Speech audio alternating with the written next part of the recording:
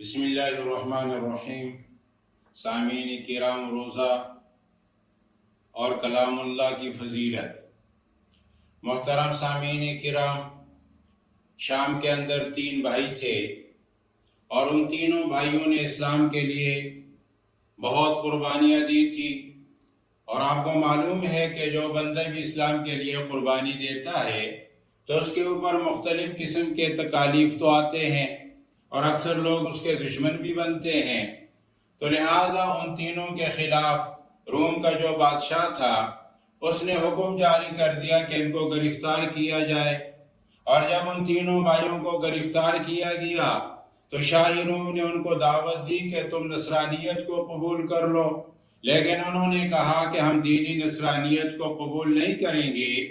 تو شاہ روم نے اپنے نوکروں کو حکم دیا کہ 3 دیگ تیل سے بھر کر ان کو چولہوں پر چڑھا دیا جائے، اور 3 دن اور 3 رات مسلسل اس کے نیچے آگ جلائی جائے، اور ان تینوں بھائیوں کو وہ ساتھ لے کر جاتے اور ان دیگوں کے پاس کھڑا کر کے ان سے کہتا کہ اگر تم نے نصرانیت کو قبول نہیں کیا تو اسی دیگ کے اندر میں تمہیں ڈالوں گا۔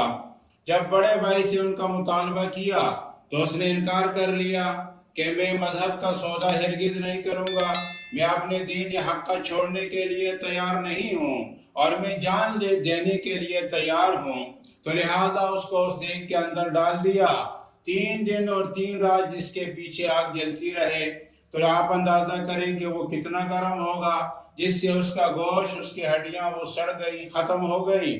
اس کے بعد بادشاہ نے اگلے دن دوسرے بھائی سے کہا کہ تم اگر نصرانیت کو قبول کرتے ہو تو ٹھیک ہے، ورنہ تمہارا بھی وہی انجام ہوگا جو تمہارے بڑے بھائی کا تھا۔ اس نے کہا کہ مجھے موت قبول ہے، میں موت کو سینے سے لگانے کے لیے تیار ہوں، لیکن میں اپنے مذہب اسلام کو چھوڑنے کے لیے تیار نہیں ہوں۔ تو لہٰذا اس کو بھی اسی دیگ کے اندر ڈالا اور وہ بھی راکھ ہو کر ختم ہو گیا۔ جب تیسرے بھائی کو وہ دیگ میں ڈال رہے تھے تو اتنے میں ایک مجوسی نے دیکھا، اور مجوسی نے شاہ روم کو آواز دیا کہ شاہ سلامت آپ تھوڑا صبر کیجئے۔ جب اس کے پاس پہنچا تو اس نے بتایا کہ اصل میں اس لڑکے کو تم کیوں دیگ کے اندر ڈالتے ہو تیل میں؟ تو اس نے کہا کہ اس کی اصل وجہ یہ ہے کہ اس نے ہمارے مذہب کو اور دین کو بڑا انہوں نے نقصان پہنچایا تھا، اور اس کے 2 بھائیوں کو میں نے تیل کے اندر ڈال دیا ہے، اور اب یہ بچہ ہے، یہ نصرانیت کو قبول نہیں کرتا، لہذا اس کو بھی میں اس کے اندر ڈالتا ہوں۔ اس نے کہا کہ شاہ سلامت اگر آپ مجھے اجازت دیں تو میں اس کو دینی نصرانیت کے لانے پر مجبور کر سکتا ہوں۔ اس نے کہا کیسے مجبور کرے گا؟ تو اس مجوسی نے کہا کہ اصل بات یہ ہے کہ عرب کے لوگ جو ہیں یہ عورتوں کے زیادہ گویا کہ خواہشمند ہوتے ہیں، اور میری بیٹی ہے جو تمام روم کے اندر خوبصورت ہے، تو لہذا میں اس کے حوالے کروں گا، اور وہ میری جو بیٹی ہے وہ اس کو بددین کر دے گی۔ بہرحال بادشاہ نے کہا کتنا ٹائم تمہیں چاہیے؟ تو اس آدمی مجوسی نے کہا کہ 40 دن کا ٹائم آپ مجھے دے دیں۔ اس نے 40 دن کا ٹائم دیا، اور یہ اس نوجوان اور مجاہد کو لے کر آیا اور اپنی بیٹی کے ساتھ الگ سے کمرے میں اس کو چھوڑ دیا، اور اپنی بیٹی کو سمجھایا کہ اس کو بددین کرنا ہے اور دینی نصرانیت پر اس کو مجبور کرنا ہے۔ اس لڑکی نے کہا کہ ابا جان آپ کوئی فکر نہ کریں، یہ کام تو میرے لیے بالکل آسان ہے، اور میں بآسانی اس کو بددین کر دوں گی۔ بہرحال 30 دن جب ہو گئے، یہ مجاہد اور یہ نوجوان دن میں روزہ رکھتا ہے اور رات میں یہ تلاوت کلام پاک کرتا ہے۔ 30 دن کے بعد جب اس کا والد گیا اور اپنے بیٹی سے پوچھا اور کہا کہ کیا ماجرا ہے، اس نے کہا کہ ابا جان اس کے 2 بھائی شہر کے اندر گویا قتل کیے گئے ہیں، اور اس پریشانی کی وجہ سے یہ میری طرف توجہ ہی نہیں کرتا، اور اس 30 رات اور 30 دنوں میں اس نے میری طرف دیکھا تک نہیں ہے۔ تو اس نے کہا اب کیا کیا جائے؟ تو اس نے اپنے باپ کو کہا کہ آپ بادشاہ سے مشورہ کر لیں اور ہمیں کسی دوسرے شہر کے اندر بھیج دیں تاکہ اس کا ذہن تبدیل ہو جائے۔ لہذا بادشاہ سے ٹائم مزید لیا گیا، دوسری جگہ ان کو بھیجا گیا، اور وہاں پر جو ٹائم اضافی تھا اس ٹائم میں بھی اس مجاہد نے اس کی طرف بالکل نگاہ نہیں اٹھائی۔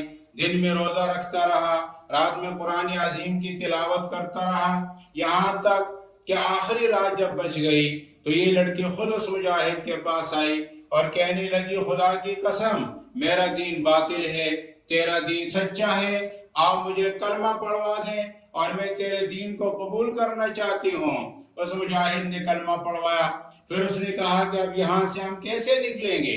اس نے کہا یہ کام میرا ہے۔ اس نے جا کر ایک گھوڑا وہ لے کر آ گئی، دونوں گھوڑے پر بیٹھے اور دن رات سفر کر رہے تھے۔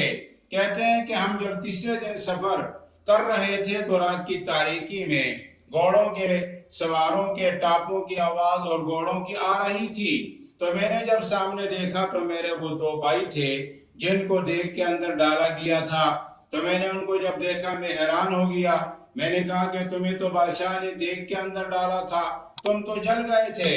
انہوں نے کہا بھائی اصل بات یہ ہے جیسے ہمیں دیگ میں ڈالا تو ڈائریکٹ ہم جنت الفردوس میں چلے گئے، اور اب آپ نے اتنی قربانی دی ہے دین اسلام کے لیے تو ہمیں اللہ تبارک و تعالیٰ نے بھیجا ہے، اور یہ ہمارے ساتھ جو ایک بہت بڑی جماعت ہے یہ فرشتوں کی ہے کہ ہم تمہارا دونوں کا نکاح پڑھوا دیں۔ اور ان دونوں کا نکاح انہوں نے پڑھوایا اور اس کے بعد وہ واپس چلے گئے، اور یہ مجاہد اس لڑکی کو اپنے ملک شام لے کر آ گیا۔ تو یہ قرآن عظیم کی فضیلت ہے، یہ قرآن عظیم کا مقام ہے، اور اسی طریقے سے یہ روزے کی فضیلت اور اس کا مقام ہے۔ ہمیں چاہیے کہ ماہ رمضان آنے والا ہے اور اس میں ہم روزوں کی پابندی کریں، روزے ہم رکھیں، اور چھوٹے چھوٹے بہانے بنا کر روزہ نہ کھائیں، سر درد کی وجہ سے روزہ نہ توڑیں۔